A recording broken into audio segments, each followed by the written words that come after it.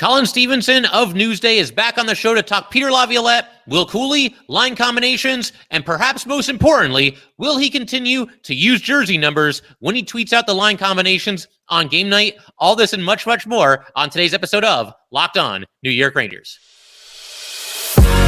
You're Locked On the New York Rangers, your daily podcast on the New York Rangers. Part of the Locked On Podcast Network, your team every day. Welcome back, Blue Shirts fans, to episode number 915 of the Locked On New York Rangers podcast. I'm your host, John Chick. Just want to thank you guys, as always, for making Locked On New York Rangers your first listen every day. We are free and available on all platforms, including YouTube. And today's episode of Locked On New York Rangers is brought to you by Game Time. Download the Game Time app, create an account, and use code LOCKEDONNHL for $20 off your first purchase. And we are, of course, part of the Locked On Podcast Network, your team every day. And so, as I just mentioned a second ago, going to be joined indeed by Mr. Colin Stephenson. Does an awesome job covering the Rangers for Newsday. I know a lot of you follow him on Twitter. You know, you see the videos that he posts and obviously read the articles that he writes as well. And you know what? With no further ado, let's just go ahead, dive right into it. Enjoy our talk with Colin Stephenson of Newsday.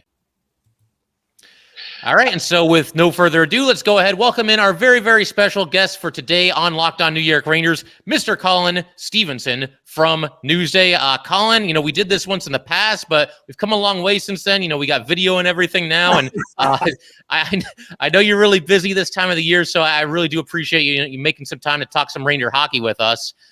So first of all, welcome back to the show, but secondly, I figure we might as well start with Peter Laviolette. Obviously, big storyline of the offseason. Once we knew that Gallant wasn't going to be back, who's the coach going to be? And they go with Laviolette. And, obviously you've been there, training camp and the practices and everything. So can you kind of just give us a feel? We read your articles, we see your videos on Twitter, but what have the vibes been like, from the Rangers at practice? And how do these practices compare to the Gerard Gallant era? Well, first of all, I think that there's been an enthusiasm in camp that's, I don't want to say it's unusual, but I think it's a little bit more noticeable. I would say this camp, and listen, they get a new coach every 2 years, it seems, right? I mean, I started in 2018, and Alain Vigneault was the coach, and so then he was gone, and then David Quinn came along, and then he was gone. I mean, he did what he was supposed to do, and then Gallant came and was here for 2 seasons. And so, I mean, every couple of years they get a new coach, and there's always, I suppose, a balance that you get with a new coach, and everybody wants to impress the new guy and all that. But I do think that there's a vibe in the room this time where guys, I feel like, really we're looking forward to doing this. And it is different. It is different. It is more, stylistically, it's a different kind of training camp. It's more, intense, should we say? I mean, it's faster moving. He's had longer practices. He's had more physical practices. Guys have gotten banged up and dinged up in practices. And Mika Zibanejad got hit in a intra-squad scrimmage, and it cost him, probably playing in his first preseason game. But the coach is like, look, you can't be afraid to get hurt in a practice. I want guys to go all out. I want them to block shots. I want them to do things, because his philosophy is that you don't turn it on. Like you don't, he talked about playing more of a playoff style in the regular season, because you can't play one way in the regular season. Then when you get to the playoffs, which is a different style of hockey, you just flip the switch and start doing something different. So he wants them prepared to play playoff hockey by kind of playing playoff style hockey in the regular season. And similarly, I think you don't want to kind of cruise in the preseason and then turn it on, on October 12th, when the regular season starts. So he wanted guys to play, with a little bit more energy and urgency, and so like the practices were higher tempo, and it was harder on guys. But I think for the most part, I think guys relished it. I feel like with these coaching changes, what you see oftentimes is you have one type of coach, and that maybe is effective at the beginning, and then after a while it kind of loses its effectiveness, and now the guys want a different type of coach. And so this guy's a different type of coach than Gerard Gallant. I think Gerard Gallant is a guy who played in the league for many, many years, and I think he, from that standpoint and from that perspective, maybe he, wants to save guys' legs. Maybe he realizes that, I don't want to say it's like an Allen Iverson type view of practice, but I think he wants to say, he doesn't want to burn guys out in practice, right? I mean, he wants to save guys' legs, and it's 82 games coming, and let's just kind of get the work in that we need to get done, and not kind of overdo it in practice. Whereas this guy kind of feels like, you're going to play the way you practice, and so let's practice hard. So it's just a different philosophy.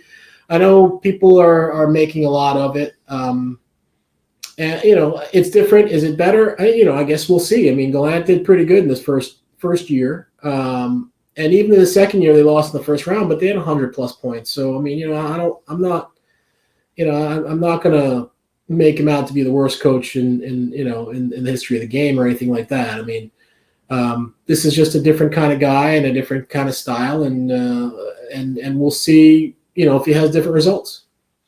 Yeah, for sure. With Gallant, I mean, obviously it felt like the players were kind of, maybe looking for a change, like you mentioned at a certain point. You get to a point where, you just want a different style of coach. But I mean, hey, Gerard Gallant took a team that everybody thought was rebuilding to within 2 wins of the finals. And even last year, a little more inconsistent, but everybody thought they could make a run. And unfortunately, it just didn't happen. But, Laviolette's here now. And one thing that he's been doing, Colin, is he's been throughout these preseason games and throughout the training camp, and he said he was going to do this. He's been kind of mixing and matching when it comes to line combinations and defense pairings. And you had an article not too long ago that I read where you had 5 things that the Rangers, basically have to do to have success this season. And one of your big keys was Artemi Panarin finding chemistry with a centerman. And, there's some talk right now. Do you load up the top line and put him with Mika? Do you keep him with Trocheck? Do you give Chytil a shot on the second line? What do you think the Rangers are going to end up doing there? And just based on what you've seen, is there any of those 3 centers that you think just works best with Panarin, that just kind of clicks the best? Well, so the one we don't really know about is Chytil. It looks based on the last couple of practices. After the last preseason game, like Chytil missed most of the preseason, played in the first preseason game, then missed the rest of the preseason with an injury. But he was back for the next 2 practices, and he was with Panarin. So based on that, I'm assuming that Chytil and Panarin are going to start the season together. And that's the one where we don't know, like we haven't seen it. They played together briefly last season, but I think it was only a couple of games, 2-3 games, and then something happened. Somebody got injured or they lost whatever it was. I'd have to go back through my notes and look at it. But I know it was a very short-term thing. So we haven't seen that. And I think, based on what he did last year, Chytil has showed that he deserves more ice time, and he deserves to be counted on more and given more responsibility. And the thing with Panarin had great magic with Ryan Strome, but he didn't have that same kind of magic with Vincent Trocheck when Trocheck came in. So they played together most of last season, and it was okay. I mean, Panarin got his 90 points and then led the team in scoring, but he didn't click with Trocheck the same way he clicked with Strome. And in the times when he's played with Mika, which was at the start when he first got here for, I think it was 7 or 8 games, and times, over the years, he's had brief stretches where they've played together, never for too long. It hasn't caught fire immediately. And so I think it's time maybe to try Chytil. And, there's a thing too where you wonder if, I don't want to say they grew up in the same part of the world, but they're both European, right? I mean, Panarin is from Russia and Chytil is from, Czechia. So maybe there's a similarity there in terms of the way they learn hockey and maybe a style. Maybe they understand each other a little bit better. Maybe Trocheck is more of a straight line, go up and down the middle kind of guy, whereas Panarin's sort of a pull up at the left, top of the left circle, look for cutters and that kind of thing. And maybe, Heedle's game is going to fit with that a little bit more naturally. Heedle is a goal scorer. I mean, I talked to him at some length early in camp about the possibility of playing with Panarin, and he's aware that Panarin's the playmaker on his line. So if Heedle's the center and he's playing with Panarin, Panarin's the one who's going to be looking for him. So it could mean a lot of goals for Heedle, and he's not afraid of scoring goals. He likes scoring goals. So. Yeah, shoot. Yeah. So I think we'll see if that works. I mean, I think that the only thing that you always worry with Heedle about is, can he stay healthy, right? I mean, the only thing that's held him back in his first 5 years, I guess, has been an injury here and an injury there, and he's had an injury in training camp and missed, I think, 11 days or so. I don't know what the injury was, but he's back. And hopefully he starts the season healthy, and we'll see how it works. But no, that's I think where we're going to start. And it is a long season; it's 82 games. It doesn't mean that they're going to play 82 games next to each other. I mean, you'll see, the lines will get changed up at some point during the season. But the thought is that maybe they won't get changed as often as they did when Gallant was running the show. Yeah, that makes sense. And while we're on the subject of the second line here, obviously sounds like maybe we'll go with Heedle, Panarin and Heedle. And I think the top line, you're pretty much looking at Kreider, Mika, and Kakko there. And that's kind of what I've been pushing for, doing recent episodes here. So we might as well just complete the top six here.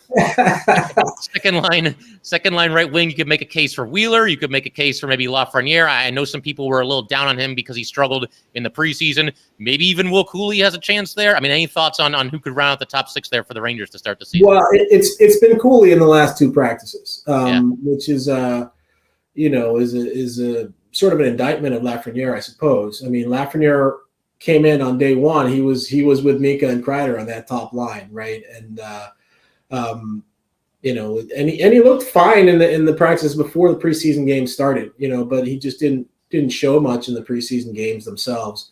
And so it appears as though for now, and again, it's just the start of the season. It's it's one game, and we'll go off of that one game.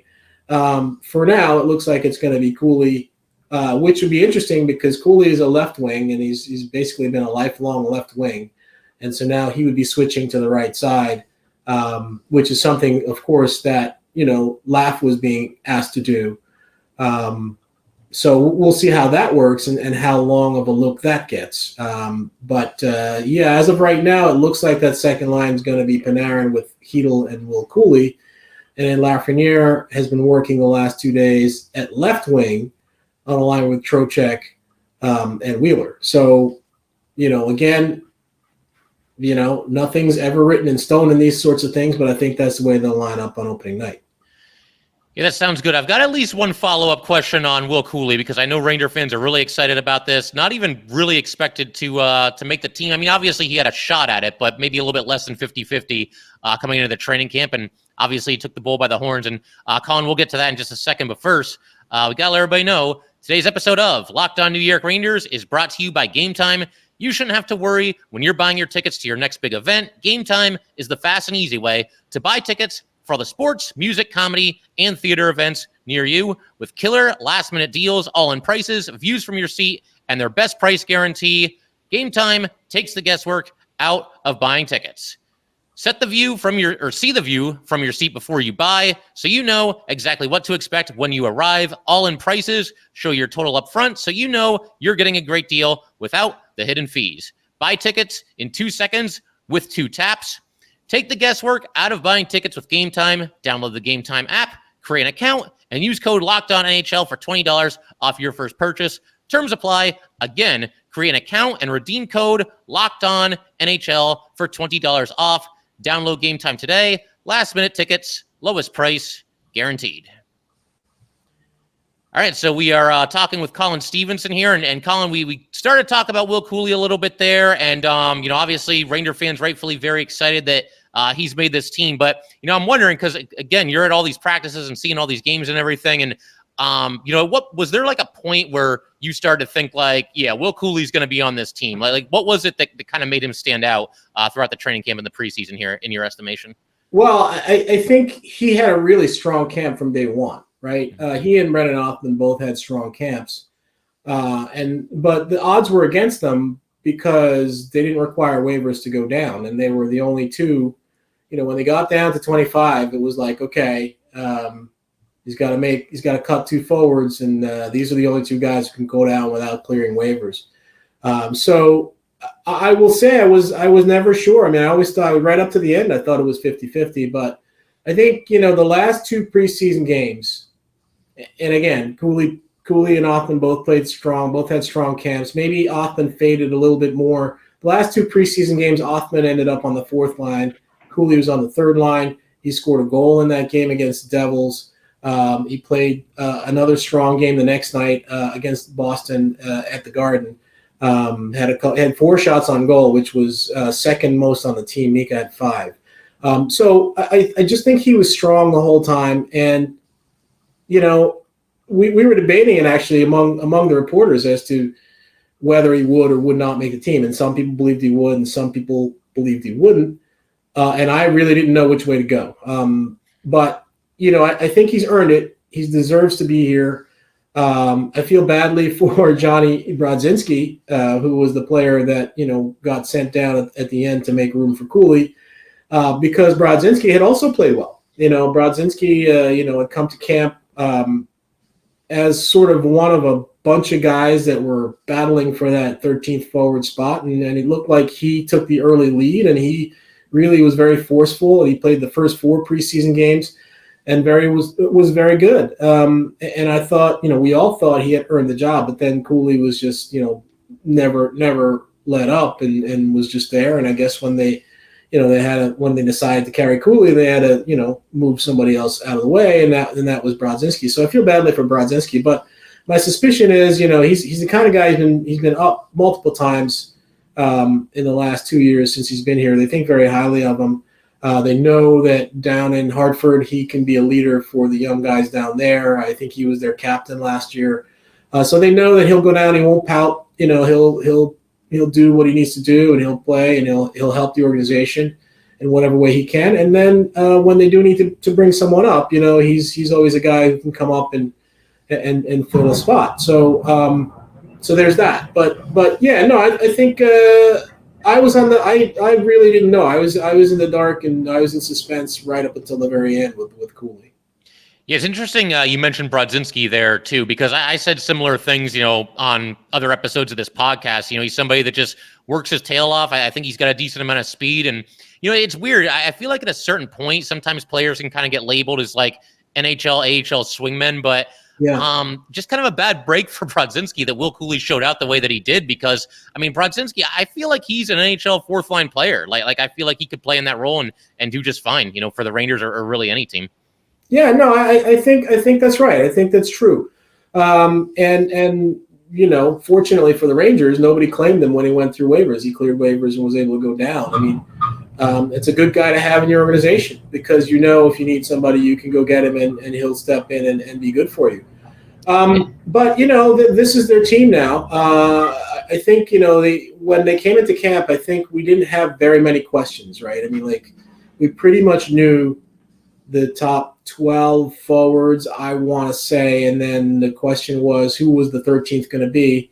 Well, Will Cuylle kind of forced his way into the 12, so now somebody that was in that top 12 has become the 13th player, and we don't know necessarily how that's going to go, if that's going to be a guy who's in the press box for 82 games, or if he's going to play once in a while, or if it's going to be a matchup thing. And as Laviolette was asked about this, how are you going to work that extra guy? Is there going to be a rotation, or what are you going to do? And he's like, I don't know, man, because basically things change, and they do. Things do change. A guy gets dinged up and can't go, so somebody else has to go in.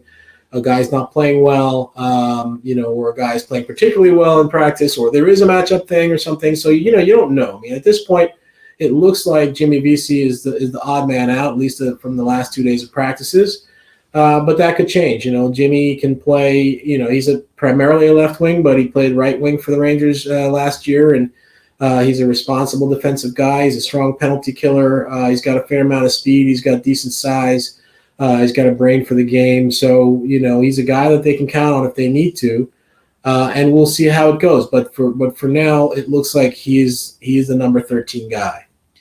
Yeah, it feels like at this point, now that Cuylle has made the team, it pretty much would either have to be Vesey or Pitlick. I can't imagine any of the other forwards would sit out, at least not with any sort of regularity. So that's kind of a battle that I've been keeping my eye on. And I'm with you. It kind of feels like throughout training camp that maybe Pitlick has just a little bit of an edge on Vesey, and it's not even that Vesey's done anything wrong. It's just, there's 13 forwards and somebody's got to sit, and that's just the way it is. So that'll be interesting to see for sure. To change gears a little bit here, though, I wanted to ask you about this year's crop of free agents that the Rangers picked up. Obviously, not a ton of cap space. They got to kind of go bargain hunting in free agency, but I thought they did a nice job doing that. You bring in Blake Wheeler, Nick Bonino. We just mentioned Tyler Pitlick, Eric Gustafsson, who's looked good in the preseason, and Jonathan Quick. Of all those players, who do you think is going to make like the most positive impact on the Rangers this season? You can use any criteria. Just who do you think will make the most positive impact on this group of players? Well, I think it's going to be Gustafsson. Gustafsson has had a really strong camp, noticeably strong, and he's played well regardless of who he's played with. I mean, he got a game with Adam Fox. He got a game with he got a couple games with Braden Schneider. He got a game with Zach Jones the last game, and that last game, that third pair with Gustafsson and Jones really had a strong game. In fact, I thought there's another guy that had a strong training camp is Zach Jones. But the chips were stacked against him. All the way. But he's played as well as he could, and he's made the team. I don't know how much he figures to play as a seventh defenseman. I believe he's a seventh defenseman.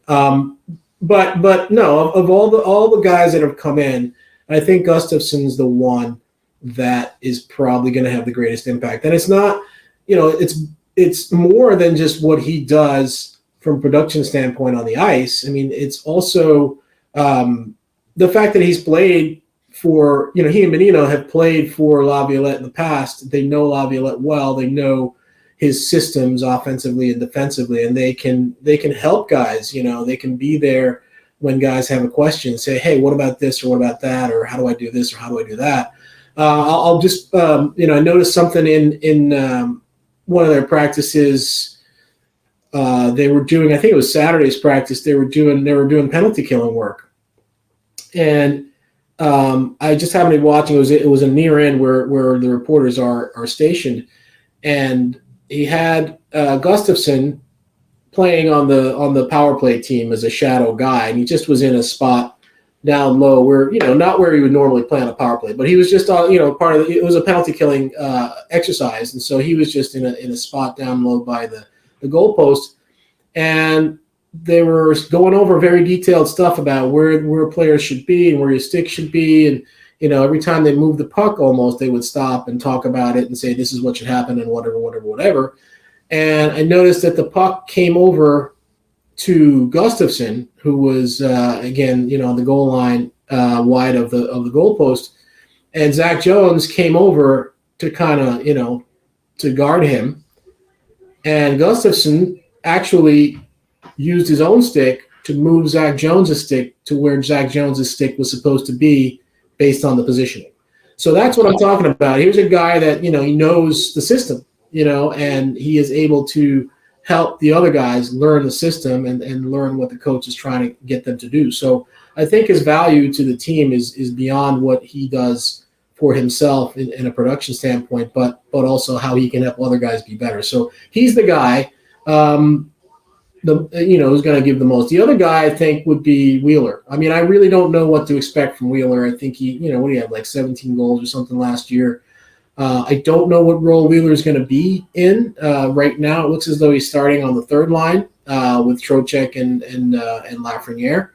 But I feel like he's a guy that can probably move up as needed, so he could be in the top six if they need him. So I don't know what kind of production you're going to get out of him, but he seems like a good guy, and he certainly is big.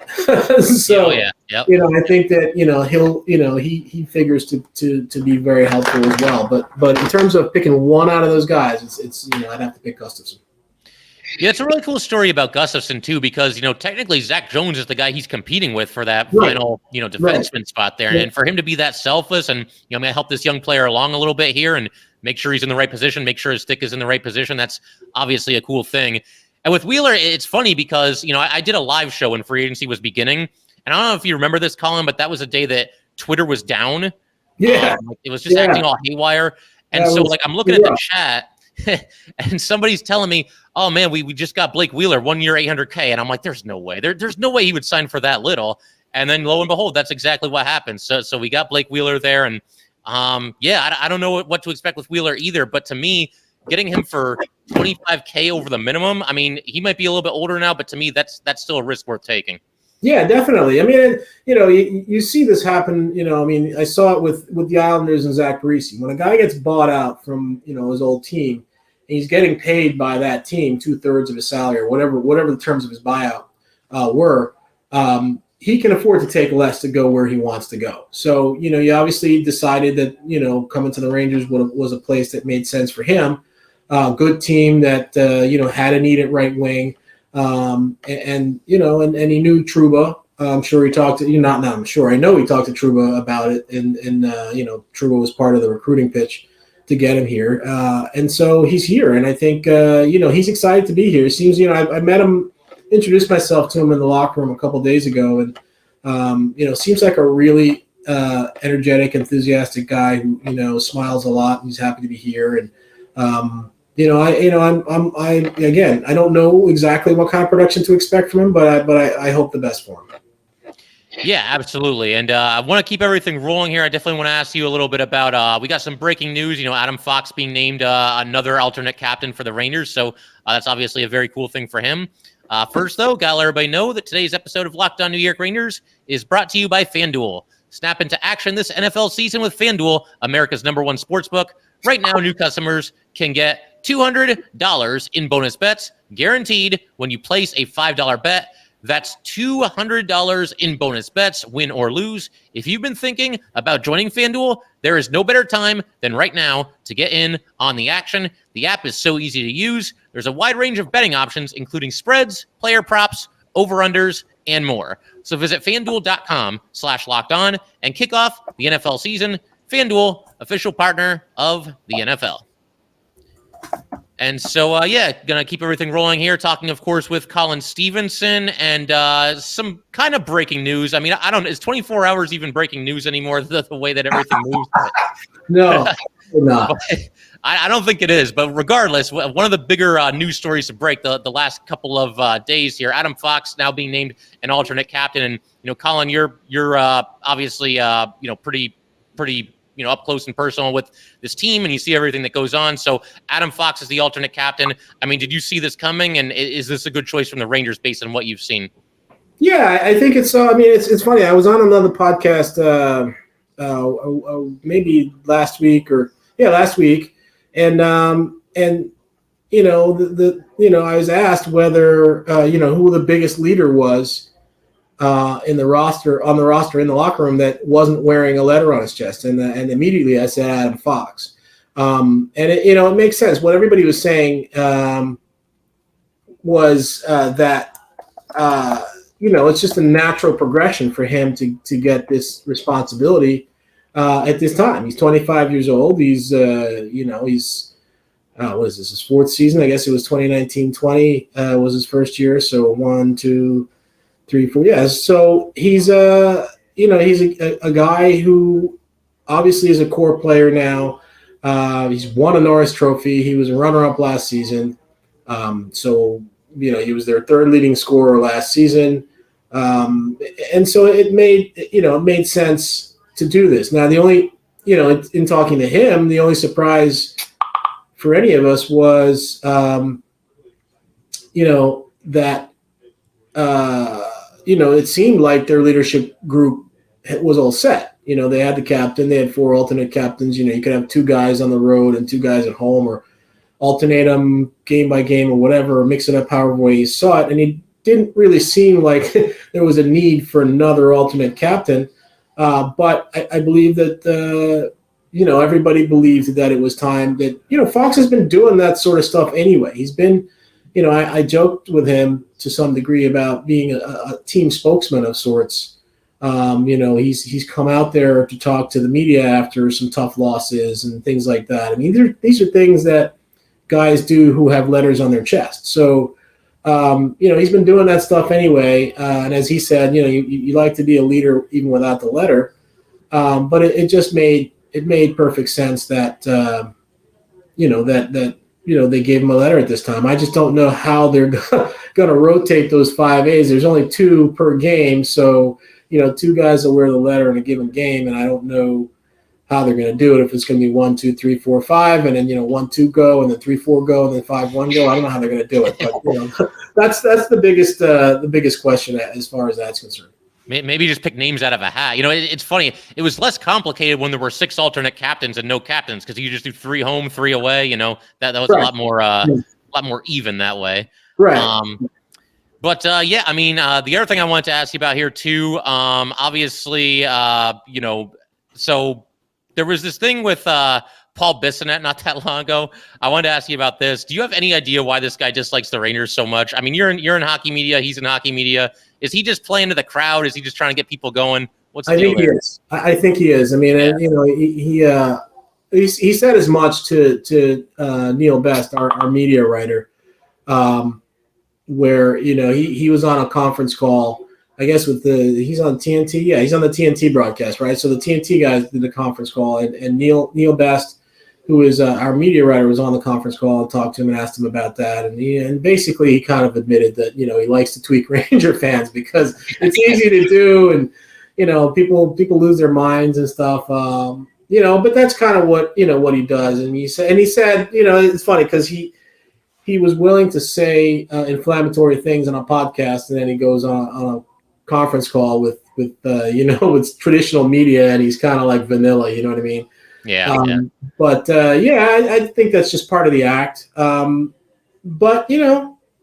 I don't know if Ranger fans like him either. So that's a very valid point. Yeah. So it is what it is, man. I gotcha. worry too much about that sort of thing. I figure we can wrap up just 1 or 2 more quick things here. I wanted to weigh in on something though, because I saw you tweet something out maybe like a week or 2 ago. But I guess somebody asked you maybe to tweet when you do the line combinations to tweet the names and not the numbers. But I'm in the camp. I like the numbers, man. That's kind of your thing. It's different. It's unique. Are you going to stick with the numbers going forward this season? I haven't decided. I mean, I kind of think I want to, just because, like you said, it is my thing. Like, I'm the one that does the numbers. Everybody else does the names. I started doing the numbers actually in the beginning just because it's quicker. I could just type it in. But the other guys cheat. They go based off what they saw at the morning skate, and then they have their lines, written out already. So they, when they look at the warm up, they're just making sure that what they wrote is accurate, and they make changes as necessary, so they can get it up real quick. But for me, it was always just faster to do the numbers, and so that's why I started doing the numbers. And like you said, it makes me different than everyone else. But some people don't like it, and it's like anything else, right? I mean, you're going to ask 100 people in a room, and you're not going to get 100 people say, yeah, do it this way. You're going to have some say do it this way, and some say no, I prefer you do it a different way. So I haven't made up my mind. I do think that most people who have responded whenever I've thrown the question out to people like the numbers. So I'm probably leaning towards staying with the numbers. I understand in preseason people don't know the numbers. Once the season starts, I kind of feel like you should know the numbers. The weird thing was, remember when Braden Schneider changed his number? That took a little getting used to. I mean, like, he was 45, he was 45, he was 45. Then all of a sudden he was 4.